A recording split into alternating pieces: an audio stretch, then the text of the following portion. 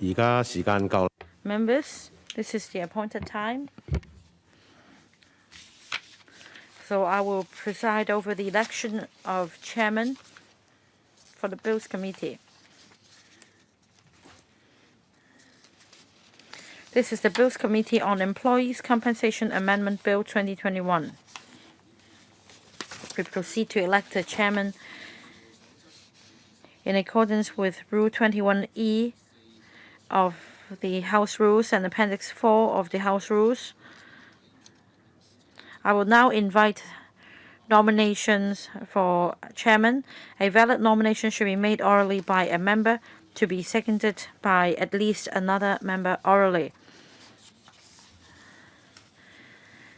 The candidate so nominated should accept the nomination first. Any nominations? Mr. Poon? I nominate Mr. Michael Look. Anyone seconds? Mr. Chimmy Ng seconds. Any other nominations? Mr. Michael Look, do you accept the nomination? Yes. Any other nominations? If not, I declare that Mr. Michael Look is returned chair of the Bills Committee. Please take the floor.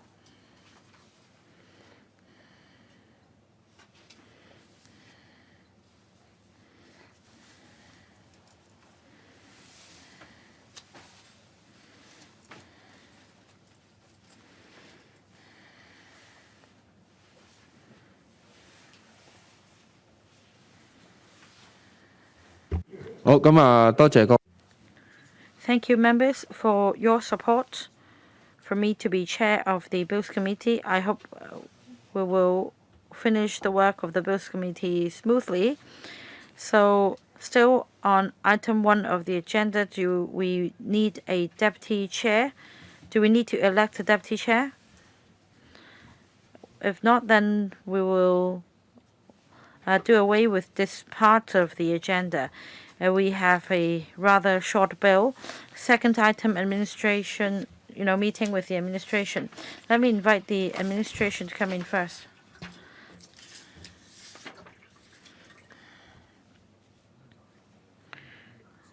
Let me welcome Mr. Simon Lee, Assistant Commissioner for Labor, and his team.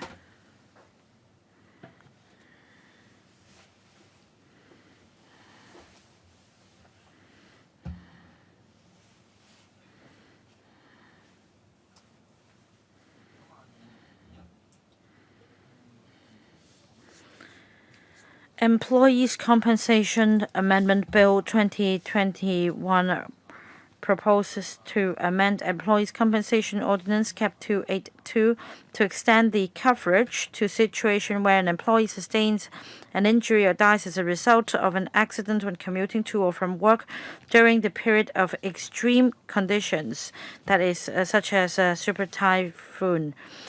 Members, please refer to the Legislative Council brief issued by the Labour and Welfare Bureau, LD ECS 1/50/27C, as well as the background brief,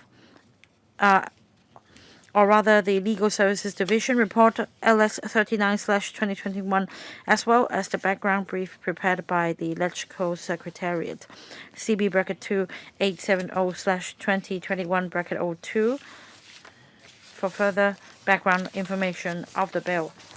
I will now invite the Assistant Commissioner for Labor to walk us through the bill. Thank you, Chairman. To brief members of the Bills Committee on the Employees' Compensation Amendment Bill 2021, may I say as follows. The bill extends the coverage of the Employees' Compensation Ordinance ECO Cap 282 to the situation when an employee sustains an injury or dies as a result of an accident when commuting to or from work. After the Super Typhoon Mangkhut in 2018, the administration conducted an interdepartmental review to review the handling mechanism to prepare our handling efforts for future super typhoons or extreme conditions. Having considered the views, before the Hong Kong Observatory replaces Typhoon Signal number 8 with Typhoon Warning Signal number 3, and extreme conditions announcement territory-wide will be announced, and arrangements will also be put in place. Apart from the essential staff who have an agreement with their employers to be on duty when the extreme conditions exist, the public are advised to stay in places that they're currently in or safe places for 2 hours after cancellation of T8. And after announcing the extreme conditions, within 2 hours, the administration would further review the situation to see if the period should be extended.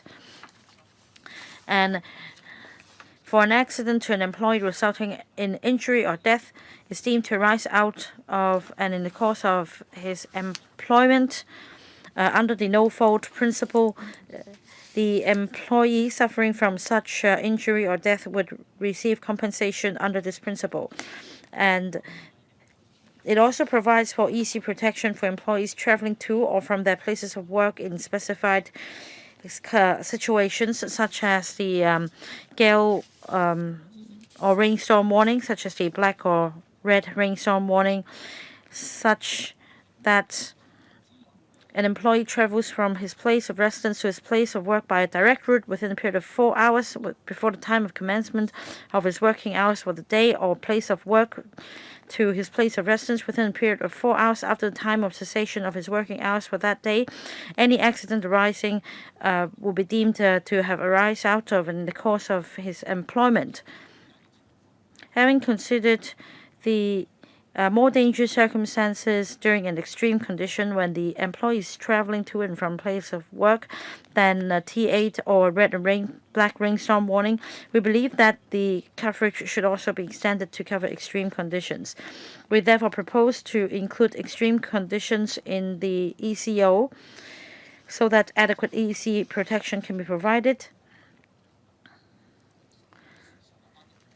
so that employees can be subject to the same EC protection in circumstances similar to those under T8 or above, or the red or black rainstorm warning. We've consulted the Labour Advisory Board and we've sought their support. We hope the proposal can be passed as soon as possible, so that the proposal can be implemented in the upcoming typhoon season and provide better protection to the employees and who suffered from injuries or death during his employment and their family members. So the floor is now open. Mr. Jeffrey Lam will start first. 4 minutes, questions and answers included. Thank you, Chairman. Climate change is a serious global issue. Extreme weather will become a more common scene in the future. We used to have only such an extreme condition once a century, but now it's getting much more frequent. And in fact, last month in Texas of the United States, the weather was so cold that there was an extensive power outage, and there was widespread panic in the state.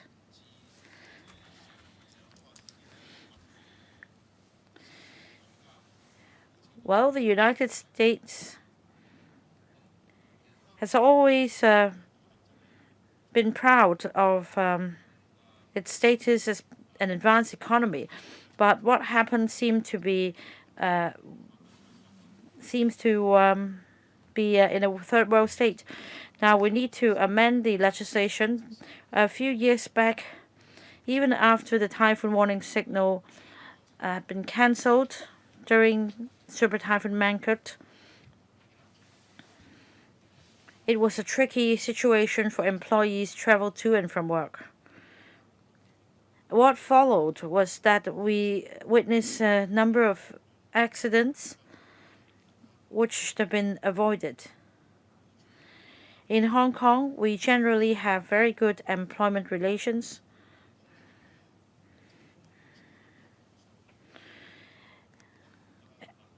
Employees would want to avoid causing disruption to the company's operation. And in the recent epidemic, many companies have introduced work from home arrangements, and indeed, to some extent, work from home could help assist the company's operation. Work from home doesn't mean a stop to the company's operation.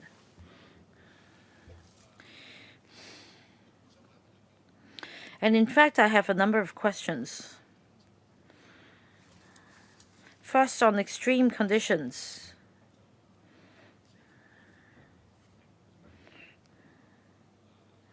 The Hong Kong Observatory's practice is to assign typhoon signals based on the how strong the wind is, and such as the wind speed, and the Chief Secretary for Administration is the authority for announcing territory-wide extreme conditions announcement. That is to make a weather-tight arrangement. And then after cancellation of typhoon within 2 hours, members of the public are advised to stay in places that they are currently in or in safe places. This is a mandatory requirement. What about an extension of the extreme conditions by 2 hours or another 2 hours? Because of insurance concerns, you're required to stay in a safe place. Now, my concern is that according to some, the insurance premium inevitably will go up. Now, this bill also extends the EC protection coverage to employees traveling to and from the place of work in extreme weather conditions. So I'd like to clarify these matters. On insurance, for example, although the focus is not on insurance today, we need to explain to the employees what it means. Assistant Commissioner. Thank you. First, on the extreme conditions announcement, the mechanism is that the Chief Secretary for Administration will make such an announcement, having made reference to the views of the Steering Committee for Handling Super Typhoons or Natural Disasters. If the situation warrants, in the event of a super typhoon or other natural disasters, before the Hong Kong Observatory replaces typhoon signal number 8 with typhoon signal number 3, the CS can make this announcement of extreme conditions, and members of the public are advised to stay in their current place or in safe places. Now, we understand that there may be some in such circumstances who are required to go back to work. The advice, however, is that they should stay in the places they are currently in. Well, of course, there may be employees that have made an agreement with their employers to be on duty during these times. And our suggestion is to include the coverage of EC protection, extend the EC protection to these essential staff members who have agreement with employers to go back to work. Because of the more dangerous circumstances when they commute under the extreme conditions. There are also implications on the labor insurance. On insurance premium, we consulted the Federation of Insurers. Yet because of the competition ordinance, the Hong Kong FI is unable to advise us exactly how the adjustment will be made to the insurance premium. In 1993-94, however, we advised the HKFI. We sought advice from the HKFI on the inclusion of typhoon signal number 8 and red or black rainstorm warning and their implications on insurance premium. Their response at the time was that there should be an insignificant impact on the premiums. Now we're referring to super typhoons or natural disasters of a substantial scale as extreme conditions. We don't envisage the frequent occurrence of extreme conditions. We don't envisage a large number of employees going back to work during the extreme conditions either. So again, the impact should be minimal. Well, you said that you consulted the Federation a few years back, but now that you floated the bill, you should not make a guesstimate. You should ask the insurers or the Federation exactly how the premiums will be adjusted, because it's a question whether they can jack up the premiums. And another question is this: if the employees on his own volition decides to leave the place, then will the ECO play any part in it? 多謝議員提問。We thank the member for his question. Now, how would the protection be available under the ECO? Now, if there's an accident because of work or due to special conditions on or way to and from work. Well, I'm very specific. If the employer asks him not to leave, but the employee leaves despite very bad weather, how would that be dealt with? It depends on each case. The conditions in each case. Why did he leave? Was it a case of going to or leaving work? Mr. Chen Kim-po. Mr. Lam asked a very important question. Now, if the risk is too large, then the insurance company will raise the premium and will be a burden for employer. Now, extreme weather, extreme would not happen that often in a year, that many times in a year. People should stay at home and not go to work. Now we're talking about the journey to and from work. So it rarely happens. So I'm sure the insurance sector would be willing. Now,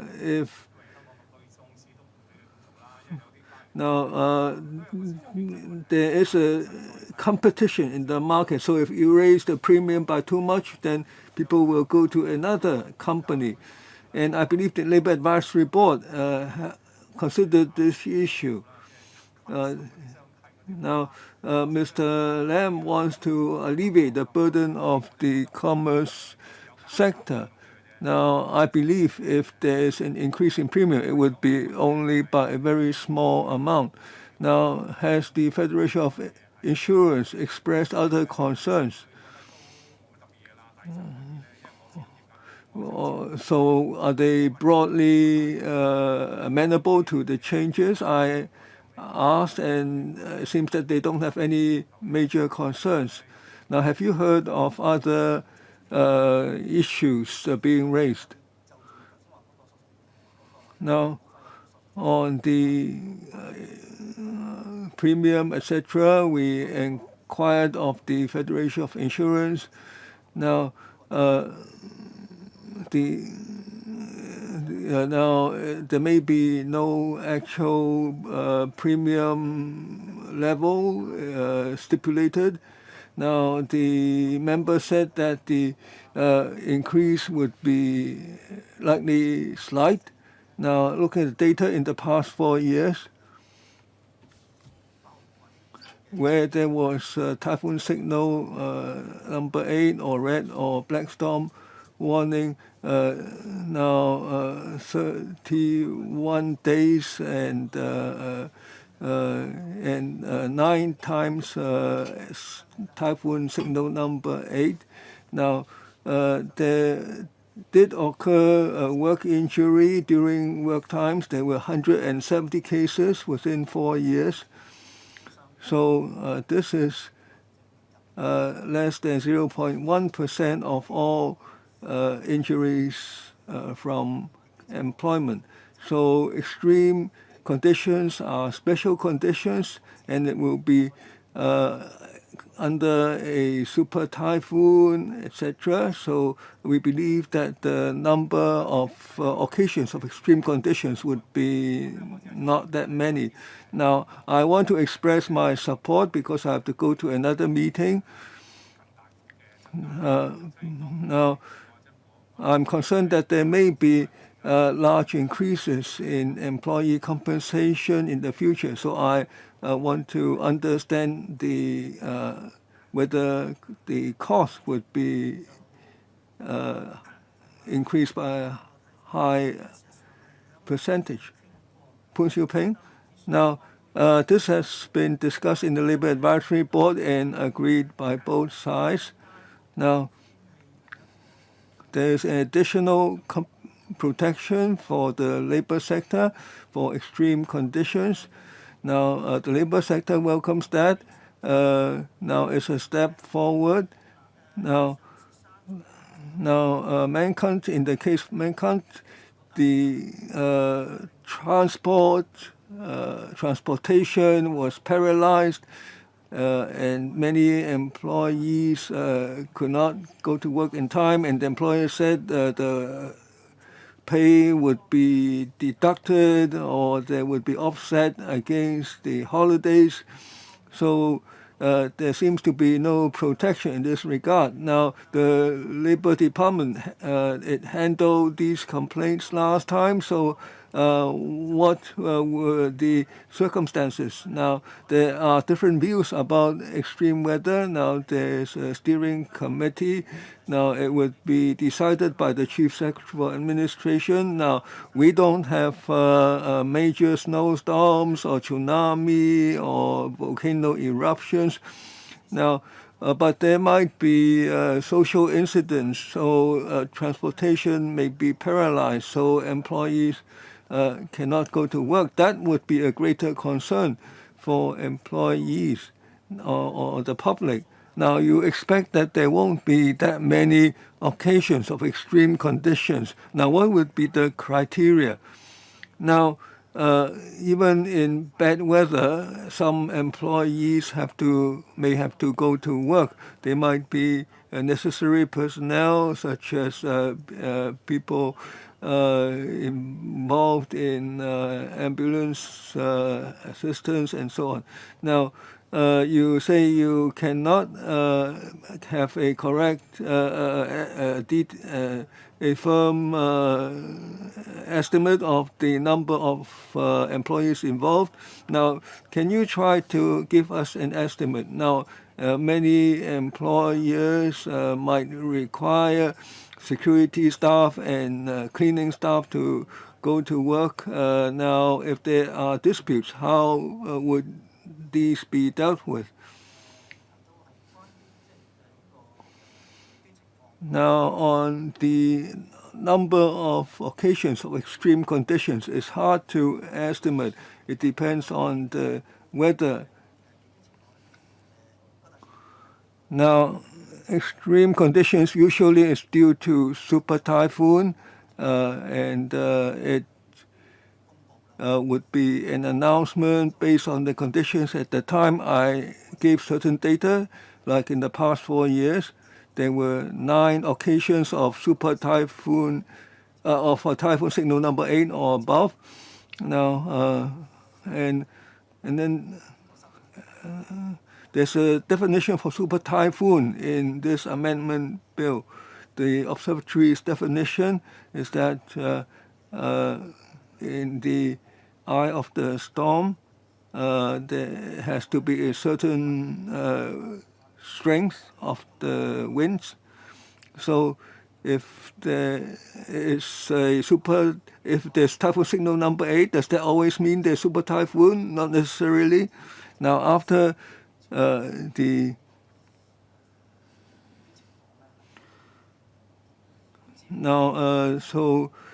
the number of persons affected, now it would be difficult to estimate the number of employees involved because it depends on the needs of the company and on the agreement between the employer and the employees. But we expect the number would not be large. Pu Siu Ping, anything to add? My turn is next. I support the bill. It improves the current employee compensation ordinance. Now, it offers the protection under extreme conditions, not just typhoon signal number 8 or red or black rainstorm warning. So it's a rather technical amendment. It's a minor improvement. Now, the chief executive responded to the request of the labor sector. In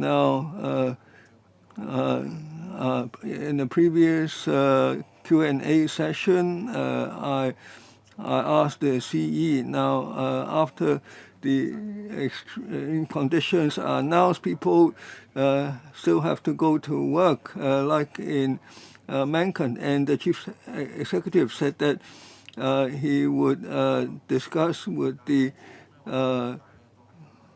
Chief Secretary for Administration, and so we now have this amendment. But guidelines are just guidelines now on whether employees go to work. Many employees don't have any choice, so the labor sector have sought a provision of an order to stop work, and I moved a private bill earlier on this. So I hope the government would study that. Now, if you depend on the guideline, now it is based on mutual understanding and accommodation. Now, sometimes situations that arise, that give rise to dispute, deduction of pay, deduction of leave. So I hope the government would further improve the arrangements. Now, my question is, now, the so-called extreme conditions, I expect that they won't be that many. So for the insurance cost, I agree with Mr. Chen Kim-po, who is a representative of the sector. Now he thinks that the impact would be very minor, maybe no impact in my view, maybe only once in several years. Now, in previous occasions of red or black rainstorm warning or typhoon signal number 8 or above, where there are incidents of employees' injuries requiring compensation, does the Labor Department have such data? Now, previously, if it's typhoon signal number 8 or above, or red or black rainstorm warning, and employees are injured on a way to or from work. Now, as I said earlier, during a 4-year period, there were 31 days where such signals appeared, and on 9 occasions, typhoon signal number 8 or above were issued. Now, there were 170 cases of injuries on the way to or from work. 145 cases have been handled, have been dealt with. Now, this is less than 0.1% of the total number of work compensation, employee compensation. Now, for the number of days leave and the compensation amount sought, now compared with ordinary ordinary compensation cases, the amount is similar, and these incidents have mostly been dealt with in the employee compensation section, and there have been no major disputes. Mr. Lam Wing Ka, I would like to get some explanations. Now, the bill says that it applies when employees encounter an accident on the way to or from work, and there is compensation under the old compensation ordinance as legislation as well.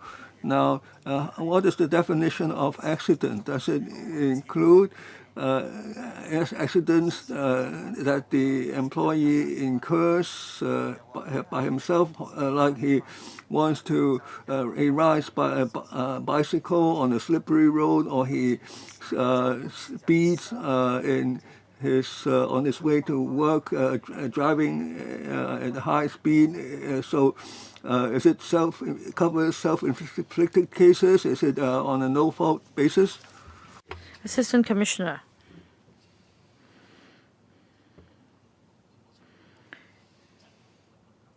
The wording, or rather the principle adopted in the piece of legislation, is a no-fault principle. So in the event of an accident, perhaps the employee himself may be at fault. Under normal circumstances, the employer will still be required to shoulder the statutory responsibility. But of course, there are unique circumstances allowing exceptions.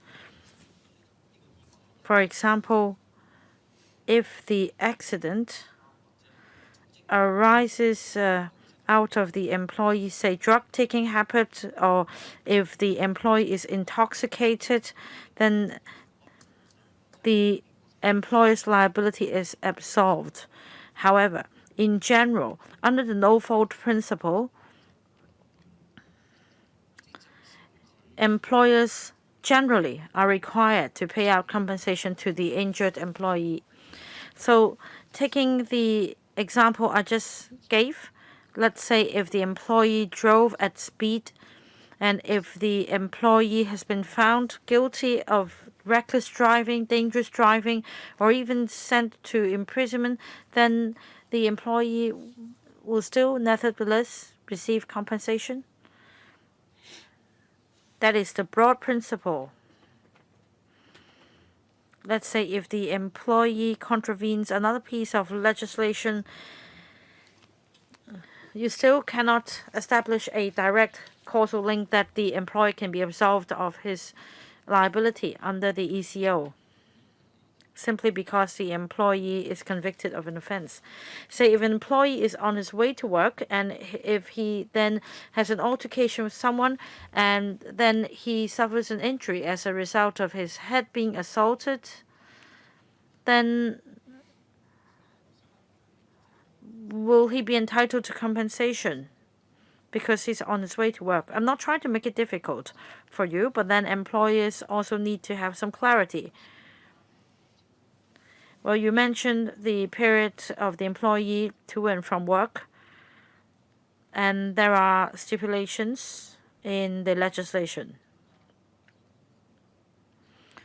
So we need to find out if the incident has occurred whilst he's commuting to work. Right, let's say my head is bashed just downstairs of my company whilst I'm returning to the office. Under the no-fault principle, will the employer still be liable? Well, by accident, we mean something unexpected. So we'll consider the circumstances of the accident that occurred to and from his place of work. Chairman, I don't think my question has been answered. Well, disputes usually arise out of these employment situations.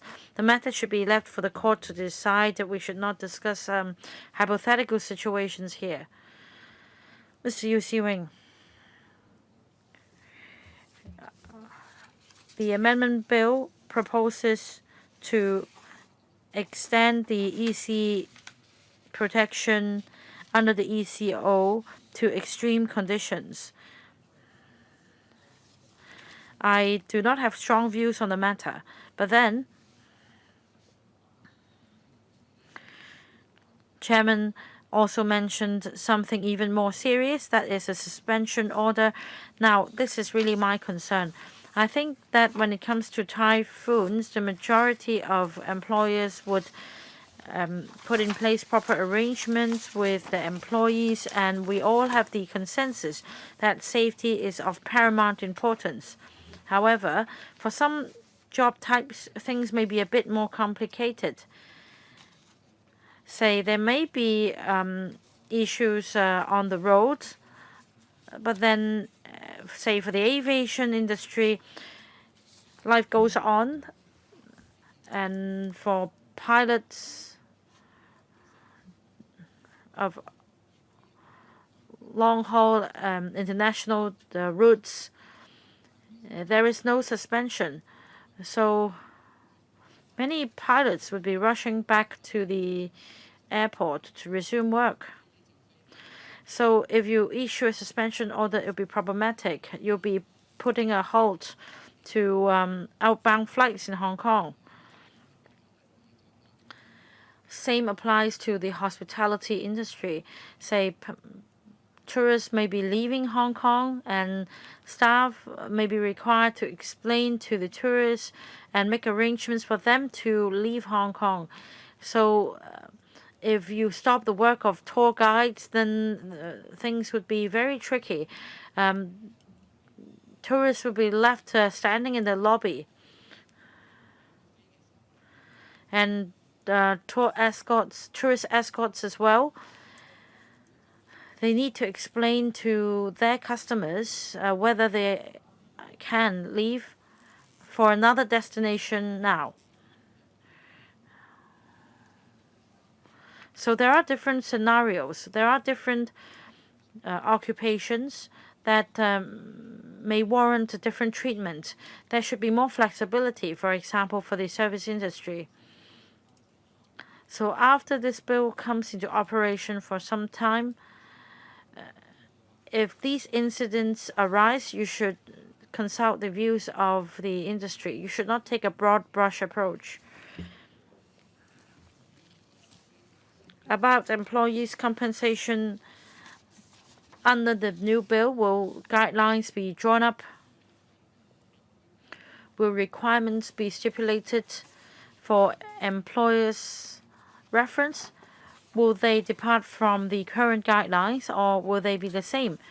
That is, as long as there is agreement between employees and employers, for the employees to continue to provide service, then the operation of certain industries should not be disrupted.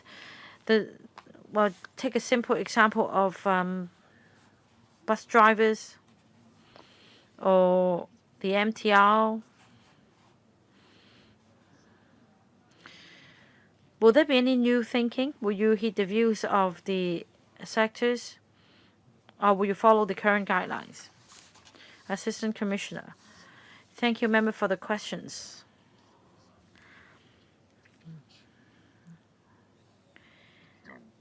The amendment bill carries the objective of putting in place compensation arrangements for employees traveling to and from work under extreme conditions. As for guidelines that falls outside the situation of extreme conditions, it's not part of the bill. This bill only relates to employment arrangements when extreme conditions occur. We have the relevant guidelines for gale or rainstorm warnings for employers to make work arrangements with their staff under gale or rainstorm warning signals. For extreme conditions, they are now included in the guidelines in the revised guidelines so that practical arrangements can be made out for employees who are indeed required to travel back to work or from work under the extreme conditions.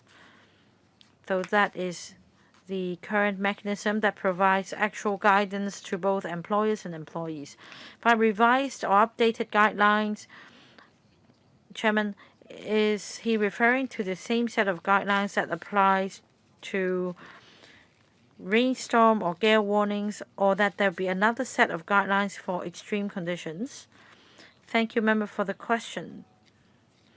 It's the same set of guidelines, only that extreme conditions are now included as well.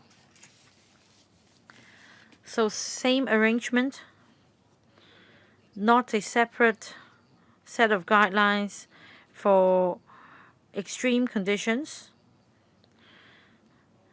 Employers and employees are not required to make another agreement when extreme conditions arise.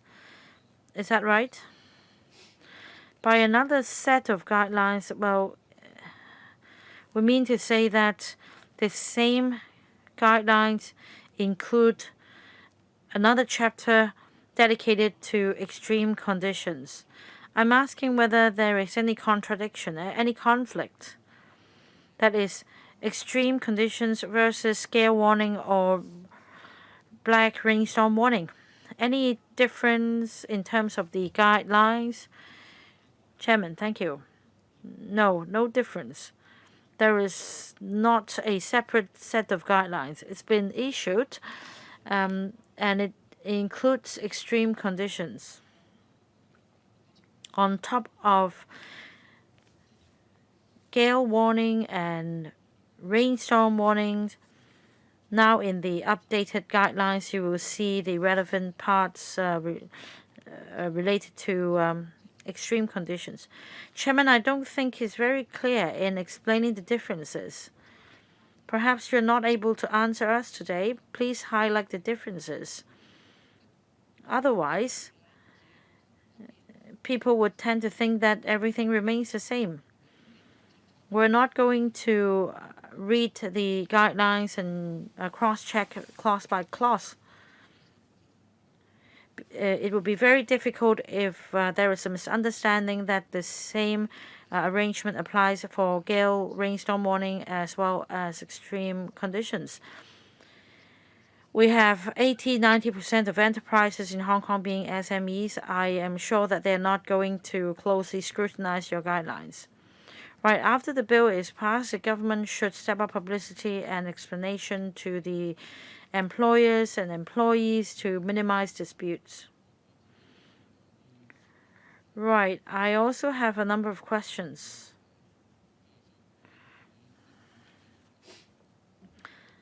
The labor sector has all along criticized the guidelines as a toothless tiger. It serves merely as guidelines, as the title suggests. And if there is an agreement for employees not to go back to work during typhoons, then of course that's good. But then there might be a deduction of pay or of days of leave, and according to the guidelines, this is forbidden. Now, Assistant Director, can you spell it out for us? Is it or is it not against the law? Can you spell it out? 多謝主席嘅提問。Now, on basic employee benefits, it's under the employment ordinance. It spells out what conditions benefits have to be provided, or the standards or criteria. Now, the guidelines, these are a code of practice for the employees to have reference to. Now, if there is agreement between employer and employee and then there is dispute, then we provide mediation service to help resolve the dispute. So under what conditions the benefits would be provided, this is clearly provided for in the employment ordinance. Now, on work suspension, we believe there should be a legislative amendment. Now, on leave day, now if the employer allows the employee not to go to work, that would be good. But you need to also amend the legislation because after every typhoon, the unions receive many inquiries about disputes that can be avoided. Now, so if there are no major issues on the contents of the bill, on the policy issues, we come to the clause-by-clause scrutiny.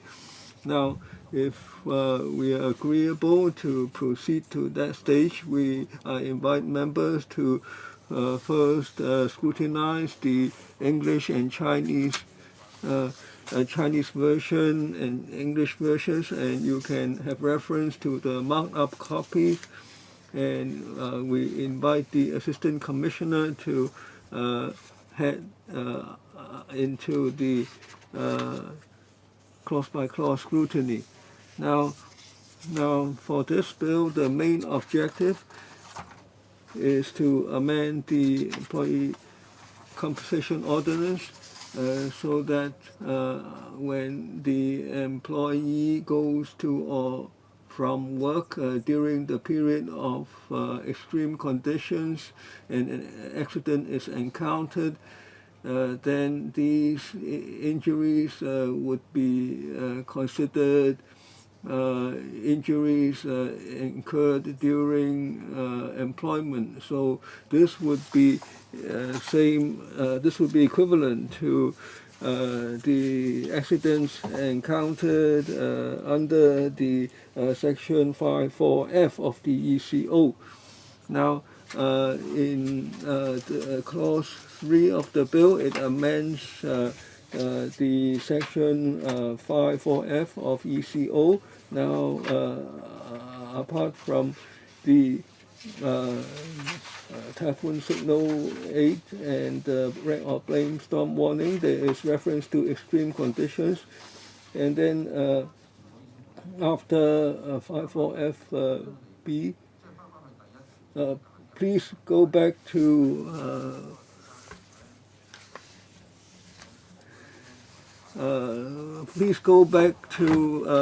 clause 1 first, starting from the commencement date. Now we talked about the objective. Now, on clause 1, the short title. This is to be known as the Employees' Compensation Amendment Ordinance 2021. The ordinance comes into operation on a day to be appointed by the Secretary for Labour and Welfare for notice published in the Gazette. Now, I have a question myself. I don't understand why the administration doesn't stipulate the commencement date here. Now, this bill is very simple. The government should be able to anticipate the date of commencement. If it's not set, then after the bill is passed, then there would be subsidiary legislation and it's extra procedure. So maybe that's not the best approach. Now, could that be more effective? This is a very simple amendment. Now, Chairman. Now, we let the Secretary for Labour and Welfare to stipulate the date of commencement because we expect that the stakeholders need some time after the bill is passed to make preparations. Now, there might be some labor compensation insurance issues. and preparations for work injury cases. So we let the Secretary issue a notice for the commencement date. Now, if everything proceeds smoothly and this goes to the Council, and then we would then make a commencement date notice. Now, we hope to complete the scrutiny within this legislative year. Now, when do you expect the commencement date? Now, very soon it would be summer. Now, after the summer, there would be many typhoons. We hope that commencement date would be before the typhoon season. So if everything goes smoothly, it may be the 28th of April meeting where this bill goes to the Council, and after that we would issue a notice, and that would be by way of negative vetting, so that there would be ample time. And we expect that it would be end of June or early July that the bill would become formally come into effect. Liu Xing, the earlier the better. April is suitable because starting in May and June there may be typhoons. We can never be sure what the weather would be like these days. So it would be good if there are guidelines. Now, on extreme conditions, do you have certain criteria on what would constitute extreme conditions? Do you still have to seek the views of the stakeholders? Now, extreme conditions is a mechanism, and it's mentioned in the document that the Chief Secretary for Administration would examine the circumstances of a super typhoon, how predictable it is, and the condition matters that have to be dealt with. So steering committee would be convened, and the committee would decide whether extreme conditions should be announced during the period after the signal is typhoon signal number 8 and before signal number 3 is issued. Now, would it be the observatory or would it be the Labor Department that would take the mechanism into effect? Now, would it be based on media coverage, or would it be due to a number of complaints arising that the mechanisms activated? Now, it would be headed by the Chief Secretary of Administration, and the steering committee would consist of staff from observatory and other bureaus and departments, and 14 heads of departments and bureaus would be members. So they will look at the period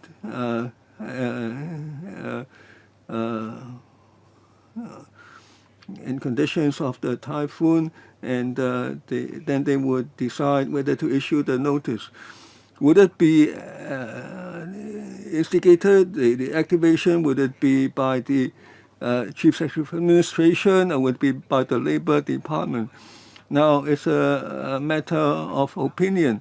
Now, if the Chief Secretary doesn't say anything, then no one would raise the matter. Well, the Chief Secretary of Administration might feel unwell or oversleep, then he doesn't deal with it. Now, that's under Section 3C, the announcement of extreme conditions. perhaps the Assistant Commissioner can respond. Now, on the activation of the mechanism, the CS4A would activate the steering committee mechanism to deal with the matter. Now, it's not just simple activation. Now, in mid-2019, the departments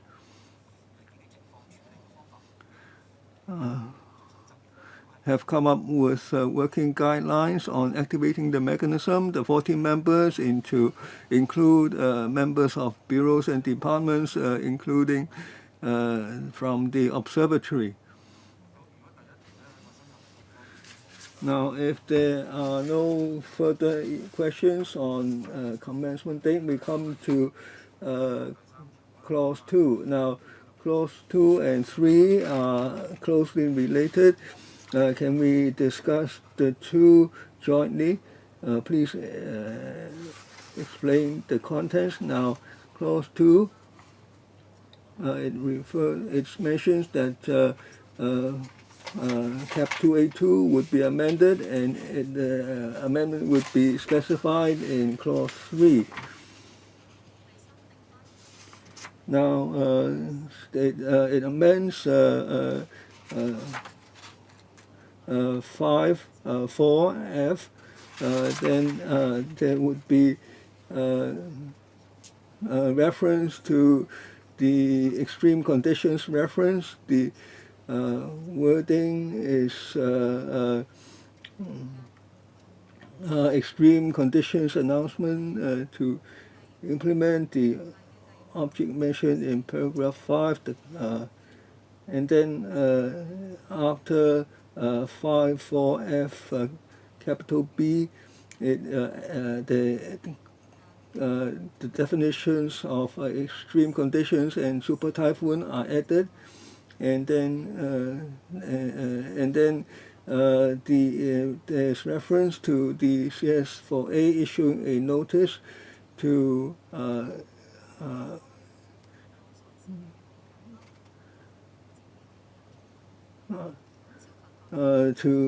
say that with reference to the period of the extreme conditions, and super typhoon refers to a typhoon with the wind speed of 185 kilometers per hour at the center. Now, Chen Chong Tai on Clause 3, 2C and D. Now, this is similar to the question raised by Mr. Yu Si-wing. Now, Mr. Yu asked what mechanism. Now, this states the CS4A has the power to make the announcement. Now, 3.2c and 2d are related because 2c says that extreme conditions arising out of super typhoon or other natural disasters of a substantial scale. And then then there's the definition. So extreme conditions seems to include a super typhoon if the wind speed is at 185 kilometers per hour at the center, then it would be considered extreme condition. Now, Mr. Yu is asking whether there are other climate conditions that would be considered extreme condition. Now, under the wording of the bill, now super typhoon under the observatory definition, would it necessarily be considered extreme condition? Because 3.2c includes super typhoon in its wording. Now, apart from the definition, apart from super typhoon, then we come to Mr. Yu's question. Under what other natural disasters would the CS4A or Labor Department or the observatory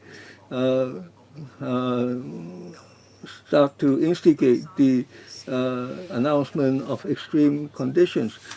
So 32D has objective criteria, but here we need some further clarification. 32C, so that means super typhoon would be extreme condition or not? Assistant Commissioner, thank you, member, for the question. The drafting of 2C is that an extreme condition arising from super typhoon. As I explained, that is the mechanism initiated by the steering committee. It doesn't mean that the super typhoon would definitely mean extreme condition. In other words, you can have a super typhoon as defined by the Hong Kong Observatory according to the objective standard of sustained wind speed of 185 kilometers per hour. And if that happens, you can tell the Chief Secretary of your judgment. And then the other condition is what Mr. Yu Siwing asked just now. Apart from a super typhoon, what about other natural disaster of a substantial scale? Who should start the process and consult the CS4A? Or is it that we follow the historical practice that the Queen herself would visit the place and see if the volcano erupted? That's why my question is whether for the latter, it's also the Hong Kong Observatory which starts the process, or whether it's for the Chief Secretary for Administration to have the sensitivity about the weather events. If so, he should possess some scientific knowledge in this regard. That is who should trigger this mechanism.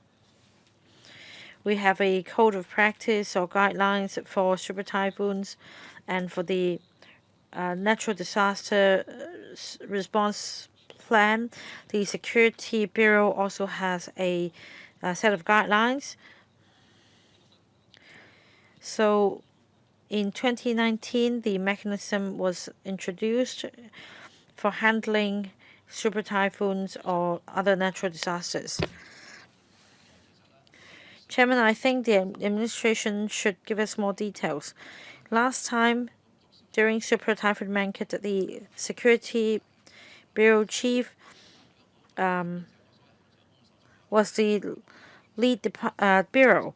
We question why John Lee should be the person in charge.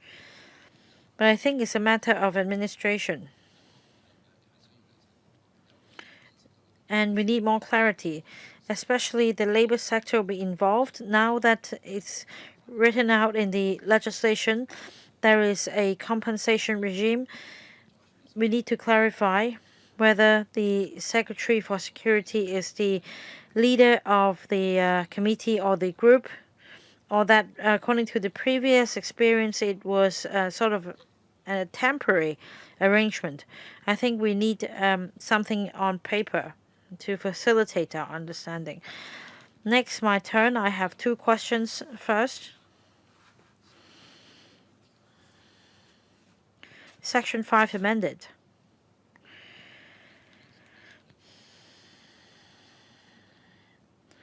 That is Clause 3, Line 2.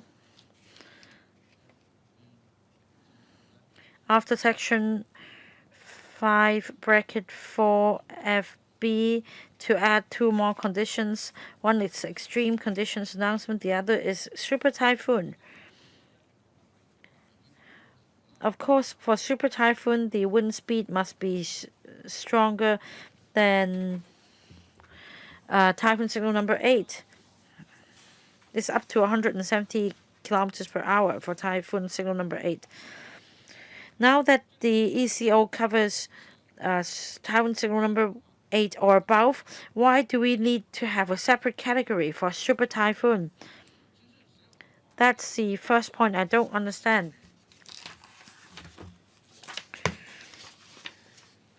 I thinking whether this would be gilding the lily, since it is already provided in the law.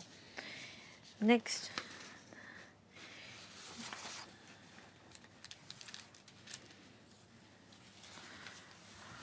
I'd like to know which bureau or department takes the lead and whether there is any warning system that can be included in the administrative guidelines for clarity. Otherwise, there may be some commotions. The department may pass a buck to another, and there might be chaos in the community.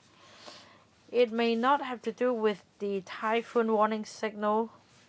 The warning signal itself might have been cancelled, but then we still see collapse of trees, minor flooding incidents, landslips.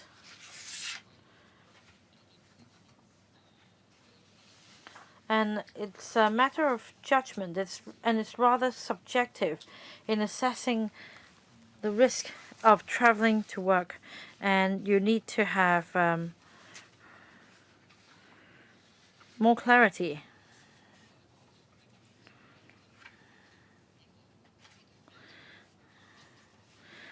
Well, I think it provides a definition of a super typhoon. The focus is that we have added the extreme conditions, which is unlike the super typhoon. After considering a number of factors, before typhoon signal number 8 is replaced by typhoon signal number 3, we provide for another category of extreme condition, and we provide for the arrangements. And that is why we have the definition of super typhoon here.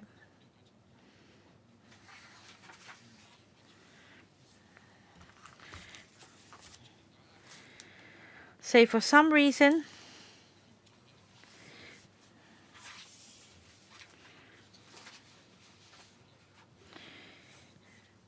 if there is serious flooding, etc., then this won't provide coverage here.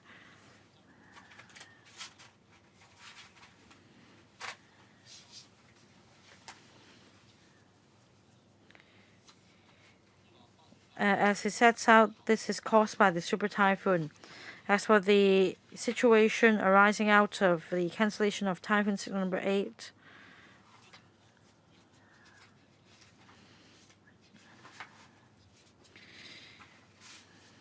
so the extreme conditions are not provided in the current code of practice.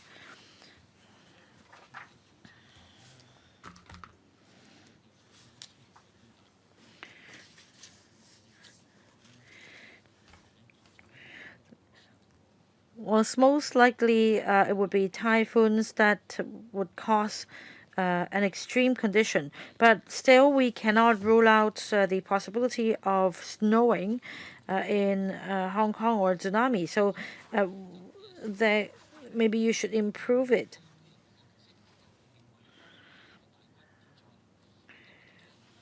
Well, we have natural disaster of a substantial scale, and there is a response plan. As mentioned just now, in the very slim chance that there is a tsunami happening in Hong Kong, that is, the natural disasters of a substantial scale leading to an extreme conditions announcement, then it will also be included. Right, that is other natural disaster of a substantial scale. Right, understood. Mr. Poon Siu-Ping.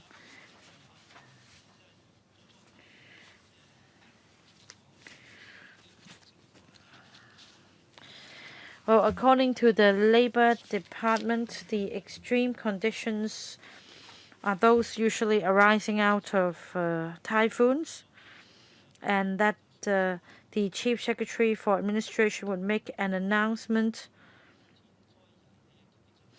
stating the existence of extreme conditions that arise from a super typhoon or other natural disaster of a substantial scale. In other words, it's not solely arising out of a super typhoon, but other natural disasters as explained by the Chief Secretary for Administration. At first, I was a bit worried about the conflicting clauses. That is, the extreme conditions must arise from super typhoons, but then, according to their explanation, it covers a lot of different scenarios. Maybe a natural disaster, maybe a paralysis of the roads, traffic coming to a standstill, a power outage, etc. So these are unusual circumstances. I want to emphasize that if it says other natural disaster of a substantial scale that marks an extreme condition, definitely it has a very extensive coverage. It's not human disaster, but not rather a natural disaster, according to the wording here. So be it tsunami or snowstorm or otherwise, an extreme condition means something arising out of a very unique natural disaster. Your description is correct. For example, tsunami, rainstorm, flooding. These are natural disasters of a substantial scale, together with super typhoon. Dr. Loy Kwok, next.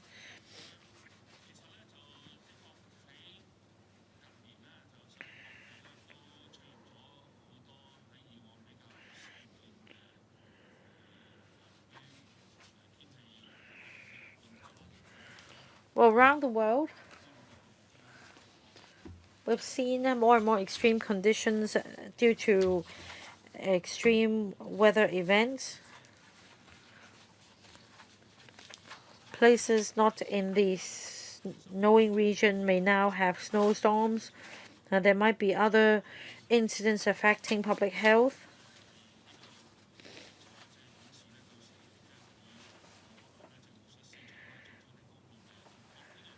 And Chief Secretary for Administration may make due announcements, which is appropriate. And I think what is familiar to Hong Kong people is typhoons that usually affect our daily living. Especially in recent years, we have seen a super typhoon.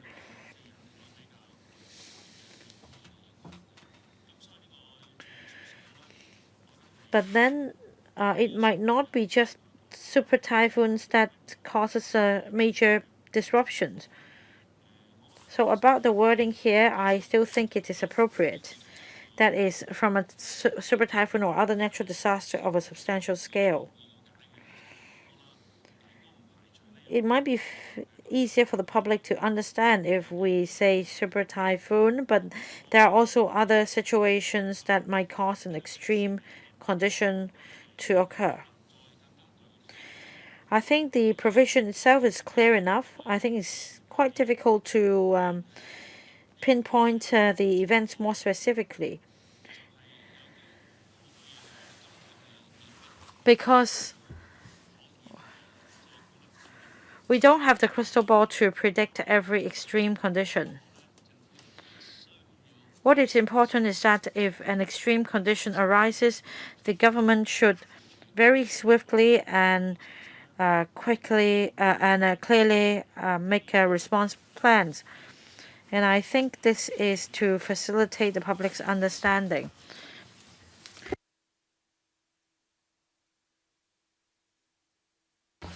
Well, of course, the public would expect the government to devise appropriate measures and make suitable arrangements and inform the public of those as soon as possible to avoid chaos, because there were instances in the past in which members of the public had no idea whether they should resume work or school. and there might be a misjudgment. For example, the government might announce suspension of various services only to find that the weather was indeed quite calm. At the moment, I think that if the government makes an inappropriate response to the extreme conditions, then the public would be the judge, and therefore provisions should be made out, and internally a mechanism should be set up. Because, like I said, in some circumstances the government did not prepare themselves, and in some other circumstances things may be different. Assistant Commissioner, we thank the member for his opinion. Now, the member said that the provisions are clear and appropriate. Now, on the extreme conditions mechanism, now the government set up the cross-departmental committee after Manhunt. This is to cater to conditions after a natural disaster such as a super typhoon, on how to restore calm, restore society to order, and to make after arrangements. Now,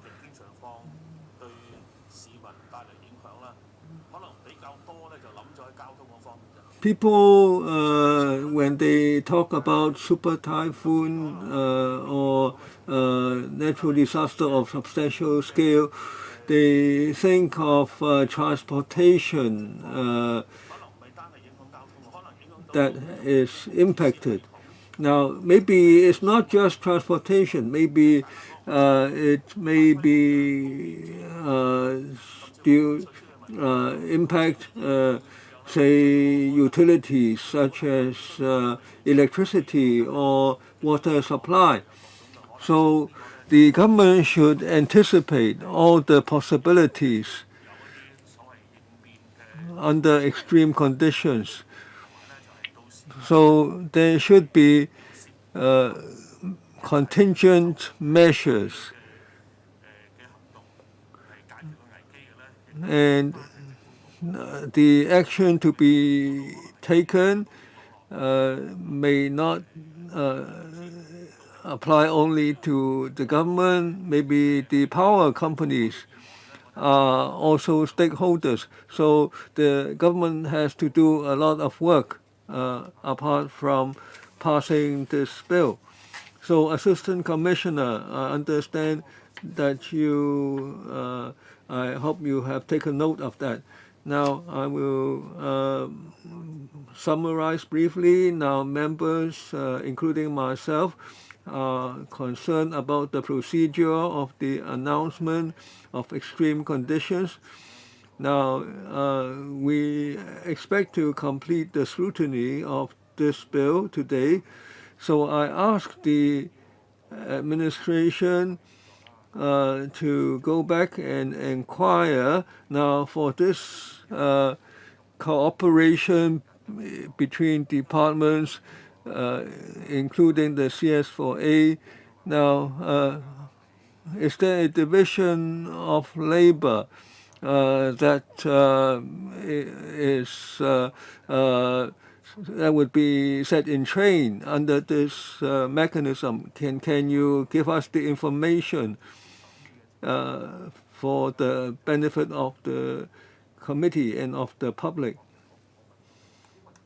Now, on the English version, does the legal advisor have any comment on the legal English version? The Legal Services Division has scrutinized it. There is no discrepancy from the Chinese version, and we also found no legal or issues of wording. Now, if the bills after the scrutiny is completed, now for the views raised by members, now with the agreement of members, now I will get the responses from the administration and circulate those to members. Now that includes the procedure for issuing the extreme conditions announcement, and then if necessary we will call for any further meeting. Now I hope the matter could be concluded today. Now AOB, agenda item number 3. Any member requests a hearing or any request, any submission of information from the public. Now this bill was consulted at the Labour Advisory Committee in November last year, and both employers and employees agreed on agreed with the bill. So the matter is resolved. So only if necessary will we convene another meeting. Otherwise, we will pass the bill to the Council for resumption of second reading. Now, on legislative timetable, 28th of April 2021, resumption of second reading. Now submission of report at the House Committee 14th of June, serving notice for committee stage amendment, that's 19th of April. Now if there's no AOB, the meeting will be concluded today. Thank you.